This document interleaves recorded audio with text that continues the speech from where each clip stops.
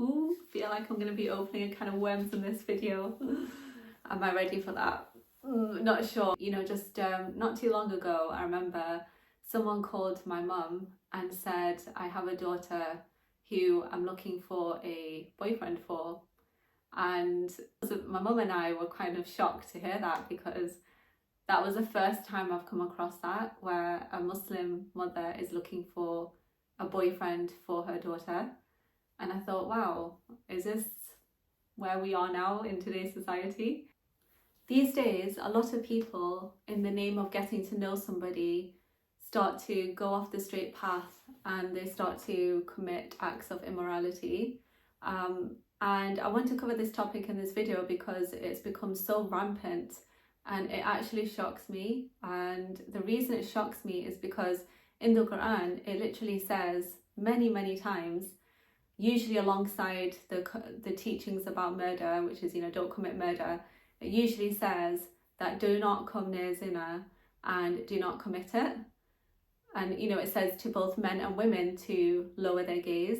And lower their gaze doesn't always necessarily mean like literally put your eyes down when you come into conversation with any person of the opposite gender. What it means is that, you know, guard your thoughts and, you know, be respectful, be dignified, be trustworthy. Like, those are the sorts of traits that are embodied in somebody who, or should be embodied in someone who is a Muslim, along with a series of other characteristics and other values and principles that the Qur'an teaches.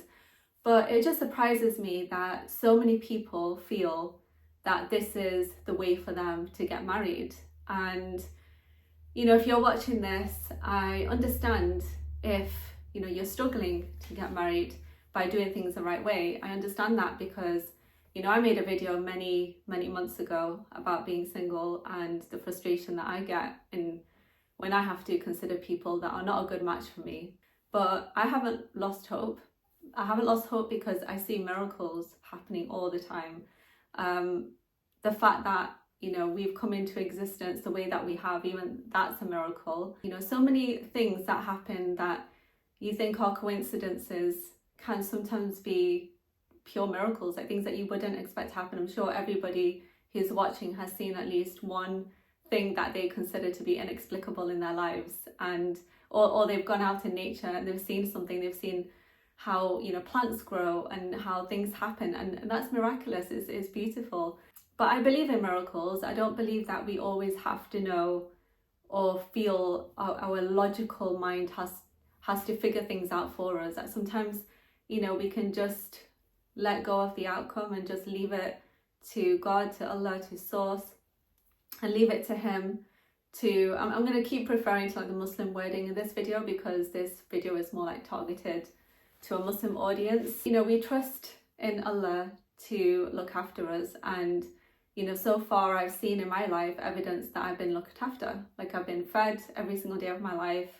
I've been watered. I've been, you know, everything that I've strived for, that I wanted to achieve or accomplish, I got those things. Any clothing I needed, I got it. Anything that I needed or anything that I wanted, I got it, and I feel very blessed for that. So when you see, you know, little things happen, like for example, I wanted to go to a meeting. I didn't want to go to a meeting, sorry, because I didn't feel ready for it, and it got cancelled. And then I saw the same thing happen several times. Sometimes I'm thinking about somebody and they call me.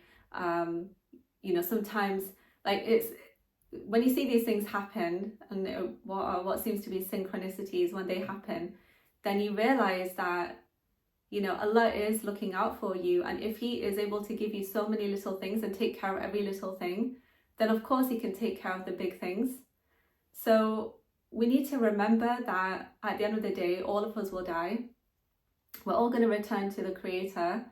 And if He's sent us a book, which He has, as guidance, and in this guidance are teachings and principles of the things that we should follow, we know what are the major sins, and the major sins are murder, zina, and shirk, right? Like, those are the major sins.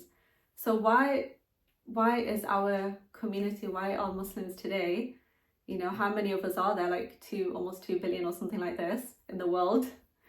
why are so many people taking this thing so lightly? It's not something to be taken lightly.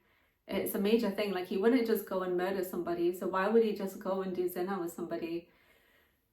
Don't put yourself in that position where you feel, tempted to do these things, because it's going to break your soul. It's going to break your spirit, and it's of significant damage enough that Allah has made that haram. But isn't it amazing that that experience has been made halal in the right context? So when you're married, it's like, it's a sacred union, and in the marriage, it's encouraged, and it's beautiful to come together, right? So in one context, it's harmful and it's discouraged and it's haram, and in the other context, it's encouraged and it's beautified and it's something that should be enjoyed by everybody. So this is something to really take seriously and to think about, because it really speaks volumes of your character as well. If you can have the discipline and that dignity and self-respect to avoid doing what's going to be harmful for your soul, then definitely, try and strive for that. And I know that we have a lot of problems in our society today. I know that there are double standards.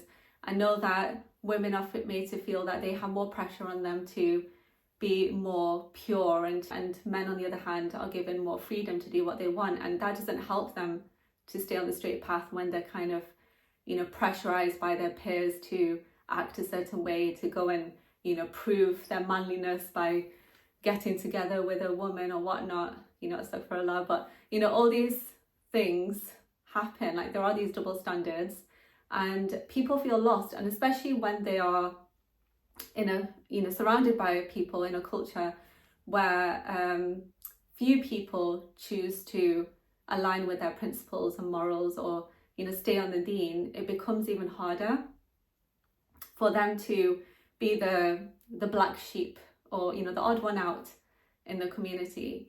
But what I would say is that you wouldn't ever regret not doing harm to yourself, but you would regret doing harm to yourself. So I always remember that, Allah has told us the rules for a reason. I've always thought about that, like, okay, this rule is there for a reason. And yes, everybody gets tempted at some point in their lives to try out smoking, or to do what their friends are doing, or to follow the crowd. But where is the beauty in following the crowd? Wouldn't it be amazing to just be your own person, and to have that uniqueness, and have your own sense of individuality? It's uniqueness that sells anyway. Just wanting to be like everybody else and just wanting to fit in, that should be considered to be boring. Wanting to be your own person, and embodying that strength of courage in your character should be cool. When Muslims are looking to get married, they should be looking for the people that are aligned in their values and principles, and that should come first. Everything else should come afterwards, like how well educated somebody is, or how much they're making, or these sorts of things. Yes, they can be important as well, but the first thing to look at is someone's character and someone's values and someone's principles. That's the most important thing. And actions always speak louder than words. It's really important to not think that you can change somebody if they're acting a certain way because they have potential, or that you can fix them because you think that they could be a better person. Because when you do that, then you can end up wasting time, and also you can go off the right path as well. So definitely surround yourself with people that are in the right frame of mind, who have their heads screwed on right, and the people that are going to be a good influence. I've always been really cautious about who I'm befriending.